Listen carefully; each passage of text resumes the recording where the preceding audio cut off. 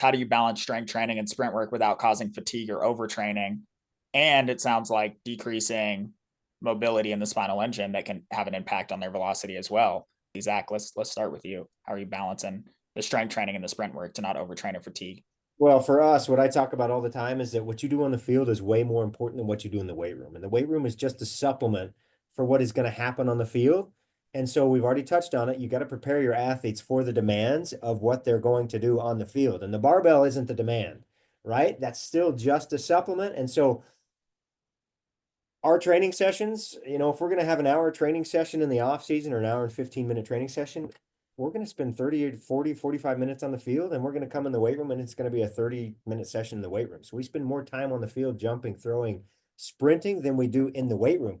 And so many people have, especially in my field, strength and conditioning, so many people have the opposite thought process of what are we doing in the weight room?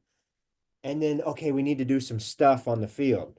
And I tell our interns continuously that your thought process needs to be, what am I doing on the field? And then how do I supplement that in the weight room? So that would be the first thing that I would touch on. I would suggest, Zach, that you might consider writing a book called like Movement Over Maxes. Yeah. It's a good time. For those of you that don't know, Zach has a hell of a book. Plug. Thank you for the plug, Tony. I'm shipping out, I'm mailing out copies today. So I want it signed. Envelopes. I want a signed copy. But that's truly the priority is movement over maxes. And what I tell people is in the weight room, never interfere with speed, which really means, remember, I say that speed and health is the same thing. Don't do anything in the weight room that interferes with health. So if you go and do some really dumb stuff on Monday and you have like a squatter's flu for 3 days, that's interfering with speed training. And so we don't do that. So we want to microdose those supplements. And I think that when you time stuff as much as we do, we never go a week without 2 practice timing sessions. Twice a week, like today, we're doing 2 20-yard flies and a 40-yard fly. That's what we're doing. And when we time stuff, we learn stuff. If somebody's 2 miles an hour slow, it's like, what in the hell? And almost always they talk about the weight room. And I don't say no. I just say, let's learn from our mistakes that if you are 2 miles an hour slow today, this training session has not helped you. We've given you some exposure or something, but we're not getting faster by running slow. So I really think that timing stuff, and Zach also mentioned that if they have an hour, they're going to do the first half on movement and the second half in the weight room, and I believe that too. Love it. Okay, cool. So the questions are starting to get into some more, I think, tangible application here, which is great. This one's kind of a 2-parter. What is the best warm up to do for any day from capacity, acceleration, and then speed days? Tony, I know you got something there. It wasn't my atomic speed workout was not meant to be that, but it has become that. It's interesting. My hurdle coach is so young that he's still playing college football, and he came to me yesterday and said, "You won't believe this, but before our football weightlifting session, our coach did the atomic speed workout, and which is mine." And he says, "By the way, I'm on the guy's staff that created that workout." And the workout is stupid simple. It's just 10 speed drills and 2 time sprints. And if there's just a couple guys, you can get done in 15 minutes and there's 60 seconds of work. But man, it has become, I know a really good girls basketball program in Minnesota that's doing the atomic speed workout at their shoot around before games. Mm-hmm. And, and they're also doing the RPR, and so many of the things that I've learned in the last 10 years are really being adopted everywhere. The thing you don't want to do in a warm up is to do too much, like 40 minutes of, run your batteries down to 30% or something, and then go into a game or go into a practice. You should never be seeking fatigue in warm ups, in my opinion. Yeah. And I'll say that that's 100% been the primary adoption that I hear, Tony. Like every coach that I talk to that's using the atomic speed workout is using it as a warm-up protocol. We use it as our workout. I'm gonna have to look it up.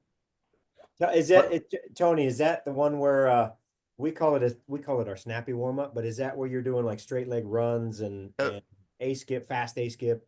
Yep, 10 speed drills in 10 minutes. You know, so full recovery, every single one is done until there's just a hint of fatigue. Yeah. And then we shut down because we're not trying to get in shape. We're trying to get fast and snappy and bouncy. And I think when you're trying to get fast and bouncy and all those things, you're actually warming up as well. We don't take a warm up lap before we do those, and then we spike up, do 2 sprints with 5 minutes rest, or today we do 3 sprints with 5 minutes rest. And I quote you all the time, Zach, when you say that your workout is your warm up, and your warm up is your workout.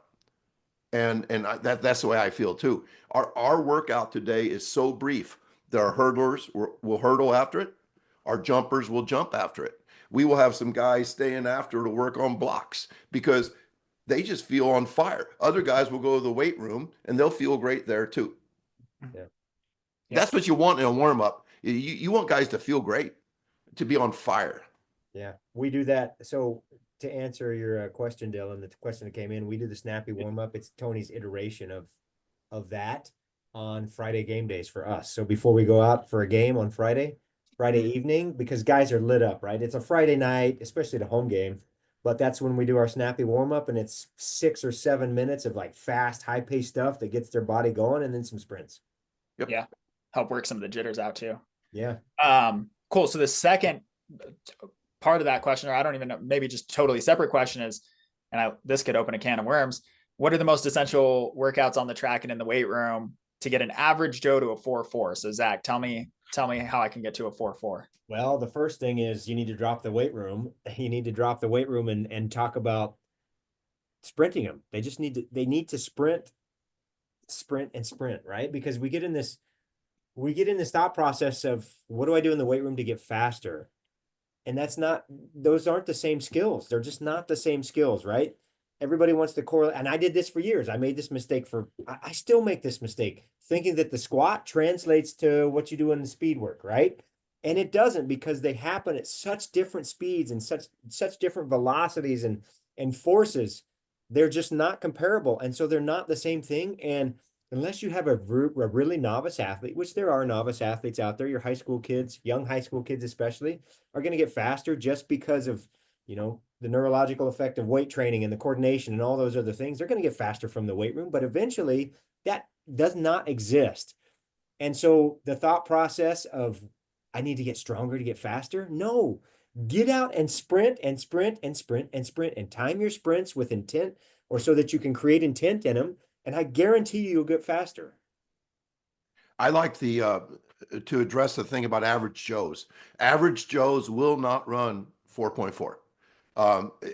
We all have a genetic ceiling, and our sprint training is really meant to get a guy as close as possible to his sprint ceiling.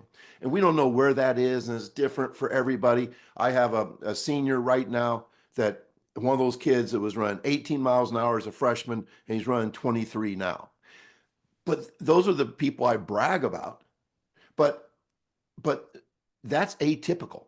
That's atypical. He went from 5.1 to 4.4. I mean, that is not normal. And yeah, you need to brag about those things. And we all run a propaganda machine, so to speak. We want to tell people how good our training is.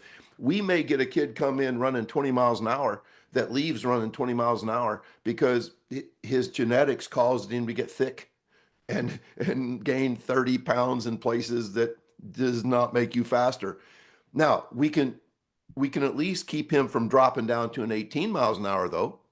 I say that speed grows like a tree, but trees don't grow all the way to heaven. That we cannot speed train somebody from slow to elite. Every sprint phenom I've ever known was a sprint phenom before they ever met their first good coach, before they ever trained well. That I would say NFL players were born kind of with a package that would lead them to the NFL. But that doesn't mean that we don't train the average Joes, because some of those average Joes could run a 53 quarter for us and maybe make our 4x4 team. And let me say something on that, Sure. Tony. We run camps and whatnot throughout the year with high school kids, and we test high school kids on speed work. And he's exactly right. the kids that are fast and set records and those kids were fast at 9th grade, at 8th grade, and they'd never touched a barbell before. I've had kids walk into these things in 8th and 9th grade and run faster than 97% of the high school kids in the program. They've never been in a weight room. And so it's not the weight room that's providing that. It's the fact that they have this powerful CNS, and mom and dad provided that for them. And they already have the blueprint for speed, and you're just going to develop and cultivate that a little bit more. Everybody's going to get faster, but those kids are, they have something different when they walk in.